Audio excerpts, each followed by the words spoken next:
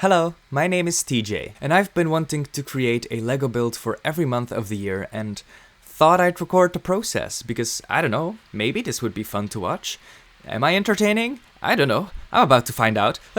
But I didn't just want a normal build every single month. I wanted a build specifically dedicated to whatever well-known holiday is inside that month. Like Easter in April, Halloween in October, Christmas in December. And I've been thinking, what would be a good format for this idea? Do I build a landscape each month, or a big character each month, or do I just make a big pile of poop where I keep on adding festive things to each month? I had no idea. And that's when I discovered something called habitats. If you don't know what a habitat is, don't worry, I did not either, but it's these sort of little Lego rooms that can be connected to one another to create this massive display.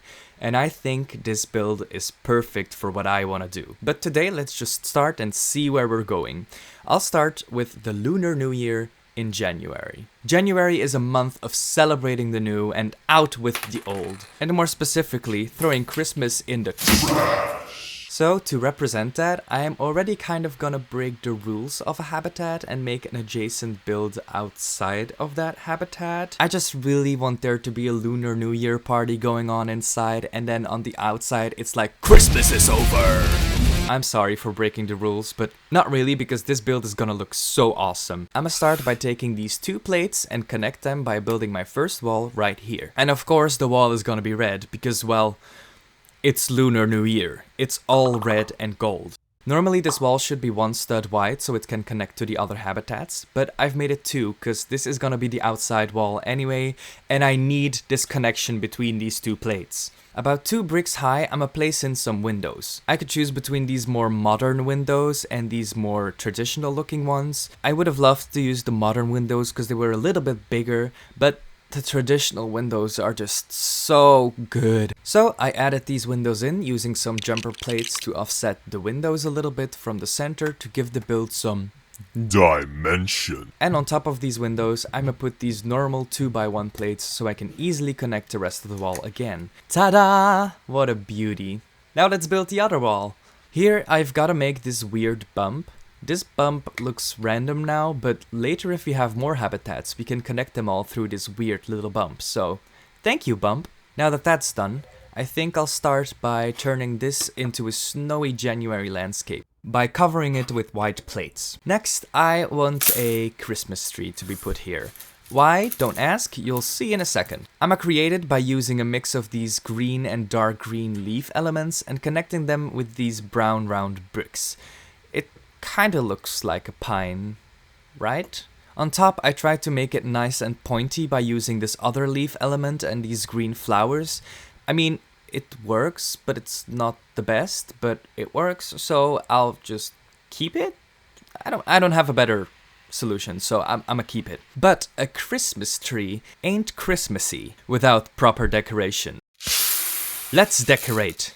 I'll decorate the tree using these red and dark blue studs, these cool gold stars, and these red gems I had laying around. I think they look pretty nice together. I was thinking of making a garland as well with these gold chains, but whatever I tried, I just couldn't make it work, and it only broke my tree multiple times. So in frustration, I took them off the tree again and don't worry, I didn't really throw them in the trash, I took them out again afterwards. And to finish a Christmas tree, of course, we need a tree topper. I tried a lot of different things, but eventually landed on this. It's a little bit too big, but it's the best I have. Now that the tree is finished, let's place it in the snow. The tree was really big, so I had to adjust my camera angle. So I present you to the new main character of this video. The wall. Oh, ain't that just pretty? But not for long, because what signifies the end of the holiday season? Fireworks. And especially ones with axes. Christmas is over! Much to the horror of this little boy inside the house. He might be celebrating Lunar New Year, but didn't want to say goodbye to his favorite Christmas tree. Oh, I'm sorry, little boy, but it'll be back in December. hopefully. But that brings me to the inside. Let's give this little boy a chair to stand on, because he can barely look outside the window otherwise. And let's also make 3 matching ones and a table, because it's nice to have some furniture. Something is missing though. There's not a lot of decoration, is there? I recently acquired this limited edition Lunar New Year VIP add-on pack from LEGO, but I should probably keep this sealed and store it so it doesn't lose its value, right? I shouldn't open it, right? I should just keep it, right? I mean, right? Oh wow, look at all these beautiful pieces. There's even a whole turkey in here. I'm already getting excited. I'll start by using these green candlesticks to make bamboo. The only annoying part is that they provided all the pieces to make bamboo, but no actual way to connect them. I struggled so hard with this, and I just couldn't believe that there was nothing in the bag. Eventually I found this piece in my own collection. It's not the right color at all, but I mean, it kinda works? I don't know.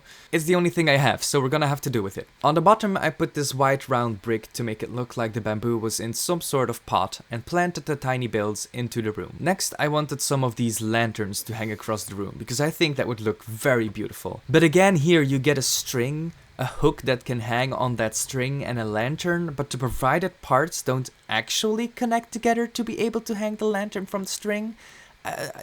Afterwards I realized there were some of these yellow clasps that I could have used, but in my head this fit into this, and I just couldn't make it work. I spent at least 5 minutes trying to fit this stupid round thing in the hole, and it just didn't work. I mean, what else would I use it for? Anyway, I eventually figured something out, and they looked really nice, I'm not gonna lie. Only problem was that the string was a bit too long for this build, but I simply fixed this by hanging snot bricks lower on the opposite side of the wall and clicking the string onto it. It doesn't look pretty from the side, but I don't really care, to be honest, because it looks gorgeous inside. The only annoying part is this hole in the wall right here. I don't have that on the opposite side because it's too wide, but I simply fixed this by putting one of these gold dragon heads in there. It ain't perfect, but it looks nice. But now, what do I put on the table? Do I put the whole turkey there? Do I put a tea ceremony? Or do I simply put a load of cash and gold there? Apparently money and Lunar New Year go hand in hand, so it would make sense to make the little boy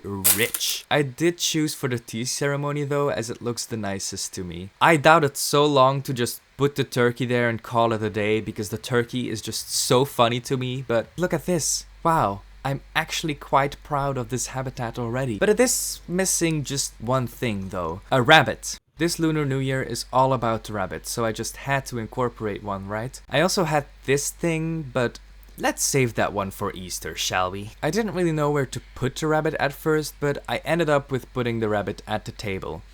Maybe the boy was having a tea party with his pet rabbit, I don't know. And here I thought I was finished, but oh, was I mistaken. When cleaning my Legos, I found this little piece, and it's about to level up this entire habitat. Because with this, I can place Lego in an angle. So what I did was put it on the underside of the Christmas tree and connect that to the trunk with the necessary struggle, I have to admit.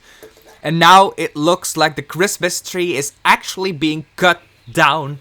It's perfect. I'm so glad I found this piece. This looks so gorgeous. The snow looks a little bit empty, I have to admit. Also, the backside of this wall is also very empty, but I'm fine with it. I'm never gonna look at it anyway. I'm only gonna be focused on that falling down Christmas tree. I also wanted to put another rabbit here, but it somehow felt weird to have 2 rabbits that looked exactly the same and opposite things, so I just got rid of it. But instead, I simply moved the tree forward, and that already helped a lot. But there you have it, peeps. The first of 12 habitats I will be making this year, and I absolutely love it. I mean, just look at this. Look at it! I am very proud. I hope you enjoyed my first video ever, and if you did, please give this video a thumbs up and subscribe so you'll see when I create my next habitat for February. Let's just say love is in the air. It's no problem if you don't subscribe, but let me just say I don't think I will be able to contain this firework if you don't. No, but seriously, thank you so much for watching and have a lovely rest of the day. Bye!